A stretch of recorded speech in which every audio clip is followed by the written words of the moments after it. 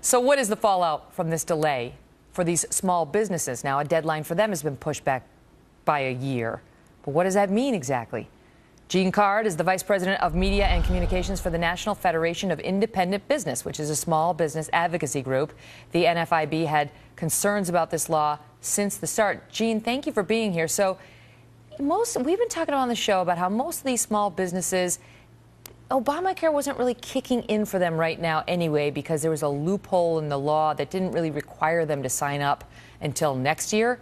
So of what import is this one-year delay that the president just imposed on them in terms of using the healthcare.gov website? Yeah, that's right, Megan. We've been talking to a lot of business owners and hearing from a lot of people every day, and they're actually renewing their plans early so that they are grandfathered, which basically means they're not required to have such rich, expensive plans that will be required under Obamacare for everyone eventually. They don't need it for a year. That's the loophole that they're exploiting. They're allowed to.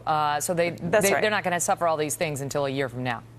That's right. And a year from now, it's going to be ugly. And what happened today, I think, is more insult to injury. I mean, this law is so bad for small business. You know, we went to the Supreme Court and fought it. But what happened today is really a message that says, you know what, small business, you're the last priority for this law. But how? Really How? Don't because care what he about said you. was, you can't get on healthcare.gov. I mean, basically, it seems like a mechanism to protect the failing website, to say, here's a way of reducing traffic. Let's tell, I don't know, half of those who want to use it, they're not allowed to. They can't. And if they want to go get insurance for their employees over the next year, they have to go through an insurance broker, which can be much more expensive over the next 12 months. They're not even allowed to come to healthcare.gov until after the midterm elections next year. That's right. It's insulting. But you know what? We've been insulted as a community, the small business community, so many times by this law and unfortunately by this president. And today is the latest insult. But what does it do? I mean, if you can't, so you can't get on the website now. This time next year, the small businesses will go on the website, and you know, there have been predictions of sticker shock. And when the president delayed a deadline for others a couple days ago, they said, oh, he's trying to prevent the sticker shock until after the midterm elections. Do you think that is what this is about for the small businesses, or is it just all about keeping them off healthcare.gov so it has a shot of working?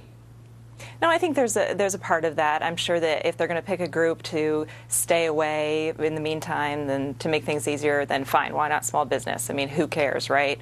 But I think a year from now, what we're going to see is small business owners having to make this terrible decision of whether to continue offering insurance to their employees. And it's going to be heartbreaking and it's going to be ugly.